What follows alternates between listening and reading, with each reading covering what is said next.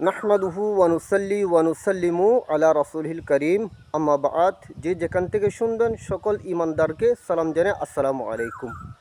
আজকে একটি গুরুত্বপূর্ণ বিষয় যে আলোচনা করব, শাফাদানকারী একমাত্র আল্লাহ পাক রব্বুল আলামিন। কিন্তু আল্লাহ পাক রব্বুল আলামিন আল্লাহর কিছু নেককার বান্দাদের উছিলাই, যেমন আনবী কিরাম আলাইহিমুসসালাম এবং আউলিয়া কিরাম, এভাবে তাদের উছিলাই আল্লাহ আল্লাহর বন্দাদেরকে আল্লাহ শাফাদান করেন। কিন্তু এটা অনেক যারা বদ আকিদা, যারা গুমরা, তারা সেটা মানতে রাজি না। এই সুবাদে আমরা পবিত্র কুরআন কারীমের মধ্যে আমরা দেখব।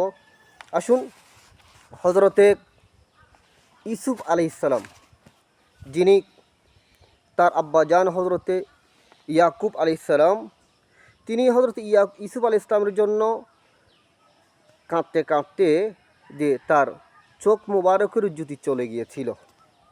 চিন্তা করুন, যখন চলে গিয়েছিল তখন হযরতে ইউসুফ আলাইহিস সালাম তার ভাইদেরকে জিজ্ঞেস করেছেন বাবার অবস্থা কীরকম। তখন তারা বলেছেন আব্বাজানের চক্ষু মুবারকের জ্যোতি চলে গিয়েছে।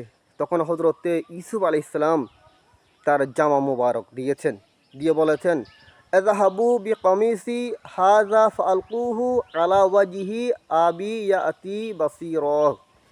তিনি বলেছেন যে আবি ইয়াতি বাসীরা, এই আমার কামিজ, আমার জামাইটা নিয়ে যাও, নিয়ে আব্বাজানের চেহারার উপর আচ্ছাদন করো, মাসে করবে। তখন মাসে যখন করেছেন, তিনি তার দৃষ্টিশক্তি সম্পন্ন হয়ে যাবে, সুবহানাল্লাহ। অর্থাৎ তার চোখের জ্যোতি মুবারক চলে আসবে। এটা হচ্ছে যে কি, জাতিকে শিক্ষা দেওয়ার জন্য। পেয়ারা হাজিরিন, এরপর আসুন, যেমন হযরতে ঈসা আলাইহিস সালাম, তিনি বলেছেন, কুরআনুল কারীমের মধ্যে আছে, উবরিউল আকমাহা ওয়া আবরসা ওয়া ইল মাউতা বিইযনিল্লাহি।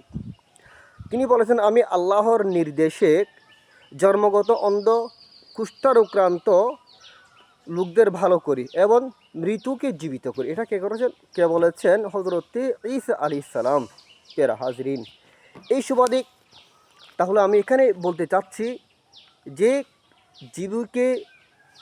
মৃত্যুকে জীবিত করে সেটা হচ্ছে যে আল্লাহর কাছে। কিন্তু আল্লাহ রাব্বুল আলামিন আল্লাহর নেককার বান্দাদের মধ্যে এটা অনেক সময় ঘটান। আনবী কিরামের মধ্যে যদি হয় এটা মুজেজা হবে, আউলিয়া কিরামের মধ্যে হলে সেটা হচ্ছে যে কারামত। এই সুবাদে আসুন, তাহলে যেগুলি আল্লাহর নেককার বান্দারা ব্যবহার করেন, যিনি যেমন জামা মুবারক, আনবী কিরামের আফাদে মস্তক যেগুলো আছে, এগুলো ব্যবহার করলে আমাদের জন্য, আউলিয়া কিরামের এগুলো আমাদের জন্য শেফা, এগুলোর উসিলাই আল্লাহ পাক রব্বুল আলামিন বান্দাদেরকে শেফা দান করেন। তাহলে এগুলো আমাদের জন্য উসিলা হবে। পেয়ারা হাজিরিন, তাহলে আমরা বুঝেছি যে যারা বদ আকিদা, তারা সেটা মানতে রাজি না। আমি তাদের খেদমতের মধ্যে আরজি পেশ করব।